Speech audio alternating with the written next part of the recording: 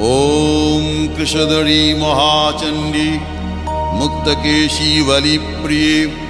कुलाचार प्रसन्यास्ये नमस्ते शङ्करप्रिये घोरदंष्ट्रे कोटराक्षी कीटी शब्द प्रसादिनी घोर घोर रवास्फारे नमस्ते चित्तवासिनी बंधुका पुष्प शंकाशे त्रिपुरे भयनाशिनी भाग्योदय समुत्पन्ने नमस्ते वरवन्दिनी जय देवी जगद्धात्री त्रिपुराद्ये त्रिदेवते भक्तेभ्य वरदे देवी महिषग्नि नमोस्तुते घोर विघ्न विनाशाय कुलाचार समृद्धये